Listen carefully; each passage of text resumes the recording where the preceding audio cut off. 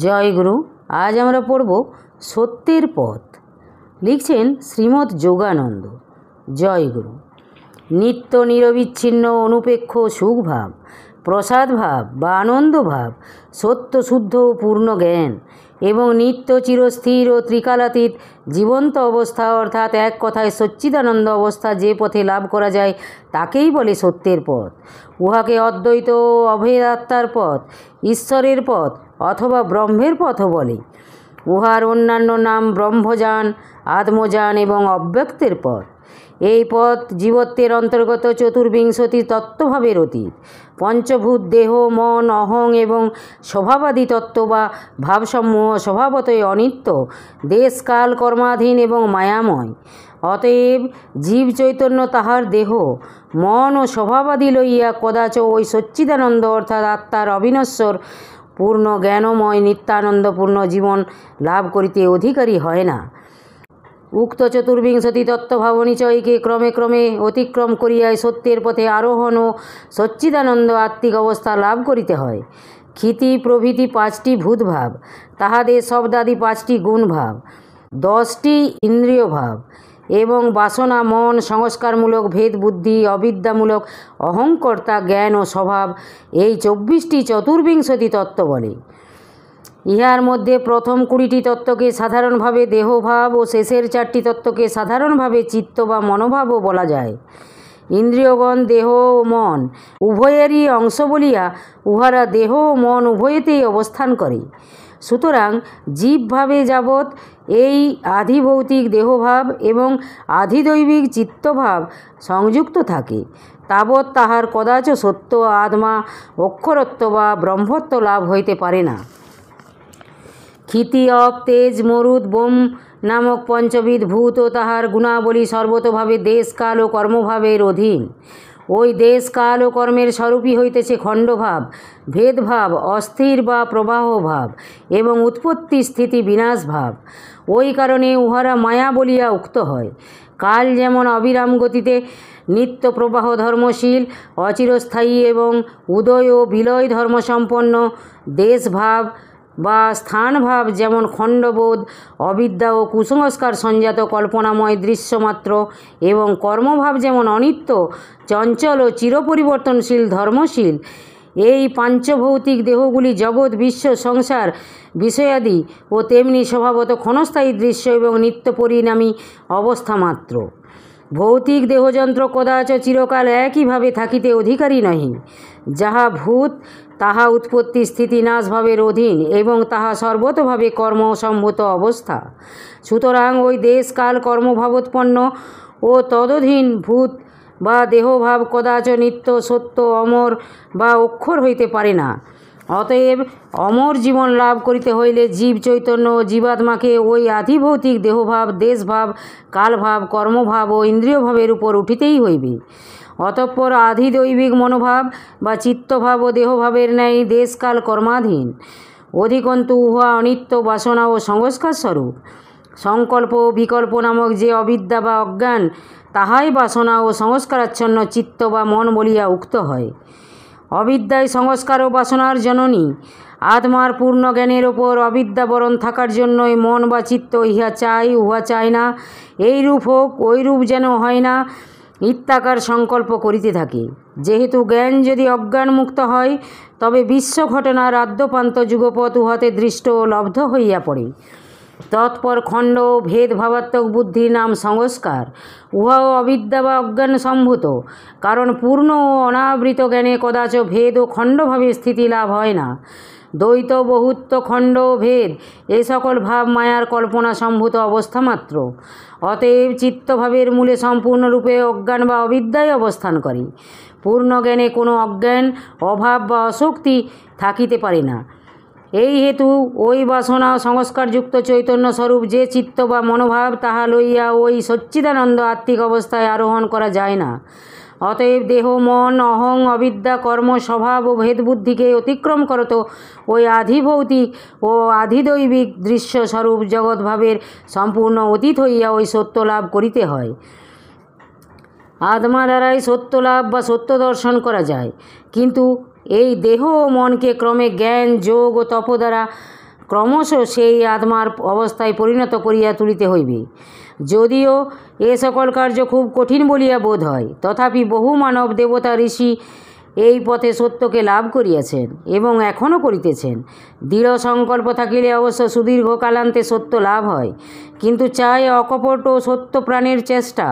দেহ মন ও ইন্দ্রিয় দ্বারা যাহারা দিন দিন কিঞ্চিৎ কিঞ্চিৎ করিয়া ওই বাসনা সংস্কার কামনা ভোগসুখ ও অহংকারাদি বর্জন করত আত্মার স্বভাব বা স্বরূপ সকল লাভ করিতে চেষ্টাযুক্ত রহিয়াছেন, তাহারই সত্যের পথের পথিক। তপ সংযম বিবেক প্রজ্ঞা ভক্তি যোগ জপ ও ধ্যানাদি তাহাদের অবলম্বনীয় বিষয়। পরিপূর্ণ চেতন ও জ্ঞানবান যে আত্মা বা আত্মভাব, তাহার কোনো অভাব আবশ্যক প্রয়োজন ও বাসনাদি নাই, কারণ তিনি নিজেকে নিত্যপূর্ণ বা নিরভাব, সত্য বা অমর, সর্বজ্ঞানময় বা অবিদ্যামুক্ত এবং নিত্য আনন্দযুক্ত বলিয়াই অনুভব করিতেছেন। এইভাবে আত্মায় বাসনা ও অভাবাদি কিছু না থাকায় তাহার কর্ম বা কর্তব্য বলিয়া এই জগতে কিছুই নাই। এই হেতু শাস্ত্রে আত্মাকে নিষ্ক্রিয় ও সব স্বরূপ শুদ্ধ চেতনা বলে, কিন্তু কোনো কারণে সেই চৈতন্য হইতে শক্তি উদ্গত হইয়া তিনি মায়াজাল বিস্তারপূর্বক অবিদ্যা দ্বারা ওই চৈতন্যকে আবৃত করিয়া অভাব ও বাসনাদি সৃজন করিয়া বসেন।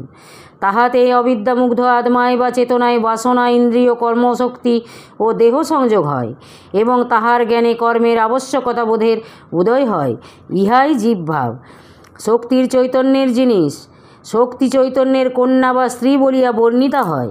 সেই শক্তি কর্মের কারণ ও কর্তা। বিশ্বের যাবতীয় মূলাধার শক্তিরই নাম ঈশ্বর বা পূর্ণ ঈশ্বর। সেই বিশ্বেশ্বরী লীলার ছলে তাহা হইতে ওই শক্তি নিষ্কাশন পূর্বক মায়া দ্বারা এই জড়ভাবাত্মক পঞ্চভূতে সৃজন করিয়াছেন। শক্তির ক্রিয়া সাধনার্থ ভূতের প্রয়োজন হয় বলিয়াই মায়াভূত সৃষ্টির আবশ্যক হয়।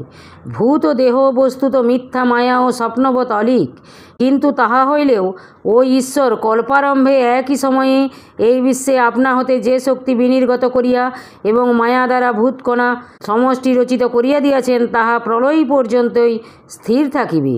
মানুষের শক্তি স্বভাবত মনে ও ভূতকণা দেহে বিরাজ করে। দেহ পচিয়া রূপান্তরিত হইয়া গেলেই যে তৎসহ মন ও মানবের যাবতীয় মনশক্তি ও আকাশে মিলাইয়া যায়, তাহা নহে। মানবের মৃত্যুর পর তাহার যাবতীয় মনশক্তি পুঞ্জীকৃত হইয়া সূক্ষ্ম ভূতকণাময় দেহকে আশ্রয় করত জীবিত থাকে, কারণ স্থূল ভূতকণাময় স্থূল দেহ ধারণ করিতে গর্ভবাসের প্রয়োজন হয় এবং তাহা ধারণ করা কিঞ্চিৎ সময় ও ক্লেশ সাপেক্ষ। সুতরাং জ্ঞানশীল মানব মরিবা মাত্রই তাহার মন স্বভাবত সূক্ষ্ম ভূতকণা সংগ্রহপূর্বক সূক্ষ্ম দেহ গঠন করিয়া লয়। সেই দেহের আকৃতি তাহার প্রকৃতির অনুরূপ হয়। স্থূল ও সূক্ষ্ম উভয় দেহে প্রায় একই প্রকার প্রকৃতি থাকে বলিয়া সাধারণত স্থূল ও সূক্ষ্ম দেহ একই আকারের হয় এবং সেই সূক্ষ্ম দেহের যন্ত্রগুলি জীবের সূক্ষ্ম জগতে জীবিত থাকার যোগ্য হইয়া ঈশ্বরের নিয়মে গঠিত হয়। এই রূপে মানব স্বকীয় বাসনা স্বভাব কর্ম ও সংস্কারানুরূপ সূক্ষ্ম দেহাশ্রয়ে মৃত্যুর পরেও জীবিতই থাকে। সুতরাং মৃত্যু দ্বারা কখনো দেহ ও মনকে অতিক্রম করত সত্য লাভ করা যায় না। হে কর্মবীর, তুমি কর্ম কর্ম বলিয়া এত অধীর হইয়াছ কেন? এত হইচই করিতেছ কেন? যোগ ব্রহ্মবিদ্যা অথবা কোনো প্রাচ্য ঋষি কোনো শাস্ত্রেই তোমাকে এই প্রথম অবস্থায় কর্মহীন তমগুণী অলস ও জড় হইয়া বসিয়া থাকিতে উপদেশ দেন না। তুমি প্রাণপণে খুবই কর্ম করো। নিঃস্বার্থভাবে কর্ম করিতে না পারিলেও তাহারা তোমাকে খুব সংকীর্ণ ও স্বার্থান্ধ চিত্ত লইয়া অবিরাম কর্ম করিতে বলেন। কিন্তু হে স্বদেশ সেবক, হে দেশ ও জাতির উন্নতি চেষ্টক কর্মবীর, তোমাদের প্রতি তাহাদের এই আদেশ বা তোমরা আত্মপ্রতিষ্ঠার লোভে স্বার্থসিদ্ধির মানসে অথবা স্বকীয় ইন্দ্রিয় চরিতার্থ সাধনে মন রাখিয়া কখনো প্রকাশ্যভাবে ওইরূপ কর্ম করিতে যাইও না। তাহা হইলে সে কর্ম অপবিত্র, নিষ্ফল ও পরিণামে বিষময় হইবে। অকপট নিবন্ধন উহাতে আত্মহানি তো ঘটিবেই, পরন্তু অপরের জগতের ও স্বজাতির কল্যাণ না হইয়া বরং অকল্যাণই হইবে। নিজে অগ্রে ত্যাগী সংযমী ও যথার্থ সন্ন্যাসী হইয়া যদি দশের ও দেশের জগতের সেবা করিতে পারো, সে খুব ভালো কথা, তাহা সাধনারই পথ। কিন্তু বুকে হাত দিয়া ভাবিয়া দেখিবে যে তোমার ওই রূপ হইচইয়ের মধ্যে কিঞ্চিত মাত্র স্বার্থসিদ্ধির বাসনারূপ গোমূত্র রহিছে কিনা। থাকিলে আর ওইরূপ পঙ্কিল মন দ্বারা হিন্দুর ও ভারতের ও পৃথিবীর কোনো কল্যাণ করিতে পারিবে না। অতঃপর প্রথমে স্বার্থপূর্ণ কর্ম করিতে করিতেই পরে উদার হওয়া যায়, পরে স্বার্থ ত্যাগ করিয়া কোনো কোনো কর্ম এবং সকল কর্মই করিতে পারা যায়। তারও পরে যখন সত্যের পথে সত্য জ্ঞান জন্মিবে, সত্য দর্শন লাভ হইবে ও ঈশ্বরকে জানা যাইবে, তখন আপনি দেখা যাইবে যে মানুষের হইচই বৃথা, এবং যখন যে অবস্থায় যাহার দ্বারা যেভাবে যাহা করাইয়া লইতে হয় একই, সেই জগৎস্বামী তাহা দ্বারা তাহা করাইয়া লইতে কদাচ ত্রুটি করেন না। তখন নিজের অহমিকা একদম ছুটিয়া যায় এবং নৈষ্কর্ম ভাব আসিয়া কর্মচেষ্টাকে অসার করিয়া দেয়। কারণ জগৎকর্তায় একজন ভিন্ন দুইজন নহেন এবং সকল মানব তাহারই অঙ্গ প্রত্যঙ্গরূপে যন্ত্রমাত্র। যদি বলো দেশেরও কিঞ্চিত উপকার করিব এবং সঙ্গে সঙ্গে নিজের পকেটও পূর্ণ করিব, তবে তাহাও মন্দের ভালো, কিন্তু ওই ভাবের কর্ম তোমাকে খুব চুপে চুপে ও লোককে না জানাইয়াই করিতে হইবে। উহা লইয়া বেশি তোলপাড় করিলে এবং ওই ভাব জগতে ছড়াইয়া দিলে তুমি ও জগৎ উভয়ই পতিত হইবে এবং সে কার্য সফল হইবে না। অতএব সত্যের পথেও প্রথম অবস্থায় সকাম কর্ম, মধ্যস্তরে নিষ্কাম কর্ম এবং উচ্চস্তরে কর্মসন্ন্যাস ভাব অবস্থান করে। সুখ, শক্তি, জ্ঞান ও অমরত্ব লাভ করাই জীবের স্বাভাবিক ইচ্ছা, কিন্তু ওই চারিটি বিষয়ের প্রত্যেকের দুই দুই ভাব মানুষের সম্মুখে বিদ্যমান। একটা সত্য, খাঁটি ও যথার্থ বা প্রকৃত ভাব, আর একটা মিথ্যা, মায়াময়, নশ্বর, নকল ও অশুদ্ধ ভাব। একটা আসল আর একটা ভেজাল। এই আসল ও ভেজাল উভয় প্রকার সুখ, শক্তি, জ্ঞান ও জীবন লইয়াই আবহমান কাল হইতে এ জগৎ চলিয়া আসিতেছে। যাহারা চতুর তাহারা ওই ভেজাল সুখ, শক্তি, জ্ঞান ও জীবন ভাবটা বুঝিয়া লইয়া তাহা বাছিয়া বাহির করিয়া ফেলিয়া দেন ও দ্রুতবেগে আসল বা খাঁটির পানে অগ্রসর হন। কিন্তু মোহমুগ্ধ অজ্ঞানান্ধ জনগণ ক্ষণিক নকলের পিছনে দৌড়িয়া দৌড়িয়া পরিশেষে হতাশ হইয়া আত্মহত্যা করিয়া ফেলেন। আসল সুখ নিবাস করে কি ইন্দ্রিয় চরিতার্থে না ইন্দ্রিয় সংযমে? এই প্রশ্ন অনেকেরই মনে জাগে। ভুক্তভোগী না হইলে, পথে না দাঁড়াইলে অথবা সাধনা না করিলে, শুধু বাহিরে দাঁড়াইয়া শুনিয়া গেলে ওই প্রশ্নের সত্য উত্তর সম্যক বিশ্বাস করিয়া ওঠা যায় না। ইহা বড় দারুণ সমস্যা। ইন্দ্রিয়বর্গের প্রত্যাহারে, কামভোগের সংযমে, অভিমানের দমনে, দেহ মনের নিরাহারে বা সংকোচে এবং বাসনা বা প্রবৃত্তিরূপ অসুরের নিরাশে বা নিবৃত্তিতে যে সুখ, শক্তি, জ্ঞান ও জীবন, তাহাই সত্য, শুদ্ধ, অক্ষর বা চিরস্থায়ী, এবং তাহাই মানব জীবনের প্রকৃত লক্ষ্য। কিন্তু মহামায়ার জগৎভাব সংরক্ষণার্থ কাম, ক্রোধ ও লোভাদি যে দারুণ অসুরগণ মানবীয় মনে নিরন্তর রাজত্ব করিতেছে, তাহারা কিন্তু সততই মানুষের বুদ্ধি ঘুরাইয়া দিতেছে এবং কাম, ভোগ প্রবৃত্তির উচ্ছৃঙ্খলতা ও দৈহিক বলকেই শ্রেষ্ঠ বলিয়া মানব মনে বিশ্বাস উৎপাদনের চেষ্টা করিতেছে। ফলত ষড়রিপুই নকল সুখ, শক্তি ও জীবনের উৎস, আর সেই রিপুবর্গের সংযম, ব্রহ্মচর্য, সম, দম এবং যম নিয়মই সত্য সুখ, শক্তি, জ্ঞান ও জীবনের হেতু। দেহ ইন্দ্রিয়গণের বিকার চরিতার্থ করিলে যে সুখ হয়, তাহাই নকল ও দুঃখ পরিণামী সুখ। আর বিশ্বপ্রেম বা একাত্ম জ্ঞান সম্ভূত আত্মার স্বভাবত প্রসাদ ভাব হইতেছে সত্য আনন্দ। আধিভৌতিক ধন, জন, দেহ ও অর্থের বল হইতেছে নকল শক্তি, আর আধ্যাত্মিক বা আত্মার শক্তি সত্য ও স্থায়ী শক্তি। মোহমুগ্ধ মনের সংস্কার উপাসনা সম্ভূত ভেদজ্ঞানী মিথ্যা জ্ঞান, আর আত্মার অভেদ, অখণ্ড বা পূর্ণ, অভ্রান্ত ও অদ্বৈত জ্ঞানই সত্য ও শুদ্ধ জ্ঞান। পরিশেষে এই দেহের দীর্ঘায়ু কামনায় নকল অমরত্ব লাভের আকাঙ্ক্ষা, আর দেহ, মন ও স্বভাবের একান্ত নিরোধ বা লয় সম্ভূত যে আত্মিক জীবনের বিকাশ, তাহাই সত্য ও অক্ষর অমরত্ব। ওই আসল বা সত্য ভাবগুলিকে লাভ করিতে হইলে মানব মাত্রকেই ওই সকল নকল ভাব অতিক্রম করিয়া উপরে উঠিতে হইবে। অতএব ব্রহ্মচর্য, ত্যাগ, সংযম, তপ, জ্ঞান, যোগ, সম, দম, যম, নিয়ম ও প্রত্যাহারাদি ব্যতীত মানুষ কখনো প্রকৃত কল্যাণ লাভে অধিকারী হইতে পারে না। এইগুলি হইতেছে সত্যের পথের সত্য সহচর। পাশ্চাত্য আধিভৌতিক এবং আধিদৈবিক সভ্যতা বর্তমান যুগে নিরতিশয় বেগে প্রাচ্য আধ্যাত্মিক সভ্যতাকে মানবীয় জ্ঞান হইতে বিস্মৃত ও বিতাড়িত করিতে বসিয়াছে।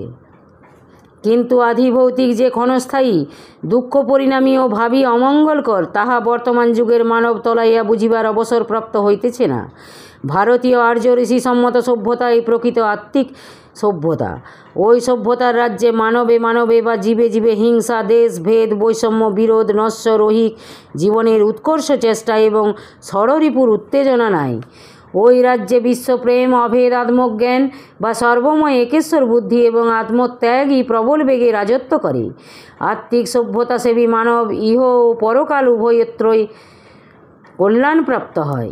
আর নরঘাতক হিংসাবৃত্তিরত ও কামভোগপরায়ণা ভৌতিক সভ্যতা অপরকে বিনাশ করিয়া আত্মদর পূরণে চেষ্টাযুক্ত থাকে। ইহা উহার সঙ্গে এই দৃশ্যমান দেহের পক্ষে কিঞ্চিৎ হিতকর হইলেও পরলোকের অনন্ত জীবনের পক্ষে অত্যন্ত অহিতকর। কিন্তু কালচক্রে পৃথিবীর মানব ওই আধিভৌতিক সভ্যতাতেই মাতিয়া পড়িয়াছে। ভারতীয় কতিপয় মনীষীবৃন্দ এখনও উহাতে মুগ্ধ হয় নাই বলিয়া ভারত সম্পূর্ণরূপে আত্মবিস্মৃত হয় নাই। ভারত যদি পাশ্চাত্যের দেখা দেখি ওই ভৌতিক সভ্যতায় ভুলিয়া যায়, তবে ভারতের মৃত্যু অনিবার্য। কিন্তু আত্মার চিরনিত্য ধ্রুব সত্য স্বরূপ জানিয়া ভারত যদি তাহার অহিংস আধ্যাত্মিক ভাব অক্ষুণ্ণ রাখিতে পারে, তবে সেই আত্মার শক্তিময় স্বরূপ যে প্রভু বিশ্বেশ্বর ভাব, তাহার নিকট হইতে স্বভাবত কৃপা, বর ও সাহায্য পাইয়া অবশ্য একদিন সমগ্র পৃথিবীকে আত্মা দ্বারা জয় করত জগৎগুরুর আসন গ্রহণ করিতে সক্ষম হইবে। অতএব ভারতবাসী যেন কোনো অবস্থাতেই ওই সত্যের পথ হইতে বিচ্যুত না হন। জয় গুরু, জয় গুরু। আজ এই পর্যন্তই। যদি আপনাদের ভালো লেগে থাকে তাহলে চ্যানেলটিকে সাবস্ক্রাইব করে সাথে থাকবেন। জয় গুরু, জয় গুরু।